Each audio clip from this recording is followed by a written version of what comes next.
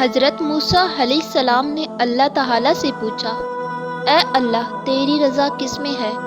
فرمایا، میری رضا میری قضا میں ہے۔ جو میری قضا پر راضی ہوگا میں اپنے اس بندے سے راضی ہو جاؤں گا، اور جو میری قضا پر ناراض ہوگا میں بھی اس بندے سے ناراض ہو جاؤں گا۔ دیکھیں کہ ہم اپنے رب کی تقسیم پر راضی ہیں یا شکوہ کرتے ہیں۔ کچھ لوگوں نے حضرت موسیٰ علیہ السلام سے ہی پوچھا کہ ہمیں کیسے پتہ چلے گا کہ اللہ تعالیٰ ہم سے راضی ہے؟ فرمایا، میں کوہ طور پر جاؤں گا اور اللہ رب العزت سے پوچھوں گا۔ چنانچہ کوہ طور پر تشریف لے گئے تو عرض کیا، اے پروردگار، آپ کے بندے یہ بات پوچھ رہے ہیں۔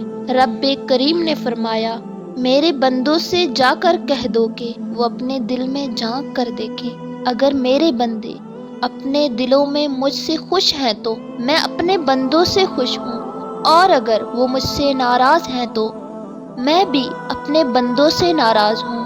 تو دل میں دیکھیں کہ اس میں اللہ تعالیٰ کے شکوے ہیں یا اللہ تعالیٰ کی محبت ہے۔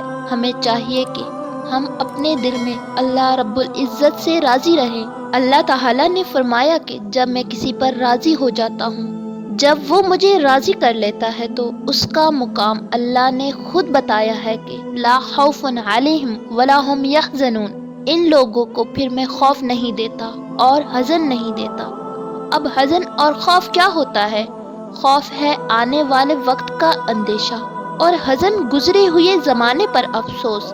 تو اللہ کا احسان کب ہوتا ہے؟ نہ گزرے ہوئے پر افسوس ہو اور نہ آنے والے کا اندیشہ ہو۔ یہ زندگی اللہ تعالیٰ کی امانت ہے، ہم اپنی مرضی سے زندگی نہیں گزار سکتے۔ انسان کا اختیار نہ تو سانس پر ہے اور نہ ہی تقدیر پر، لیکن اگر اللہ تعالیٰ کی مرضی میں اپنی مرضی شامل کر لی جائے تو زندگی میں راحت اور سکون شامل ہو جاتا ہے۔ رسول صلی اللہ علیہ وآلہ وسلم نے فرمایا، جو انسان مسلسل اللہ کو راضی کرنے پر لگا رہتا ہے تو پھر ایک وقت آتا ہے کہ اللہ تعالیٰ جبرائیل علیہ السلام سے فرماتا ہے، میرا فلاں بندہ مجھے راضی کرنے کے لیے کوشاں تھا اور اب اس پر میری رحمت ہو چکی ہے۔ یہ سن کر جبرائیل علیہ السلام اعلان فرما دیتے ہیں کہ فلاں بندے پر رب کی رحمت ہو چکی ہے۔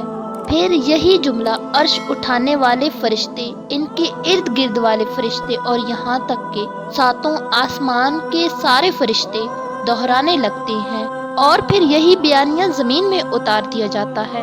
رب کے راضی ہونے کی سب سے بڑی نشانی یہ ہوتی ہے کہ انسان خود کو راضی برضا محسوس کرنے لگتا ہے۔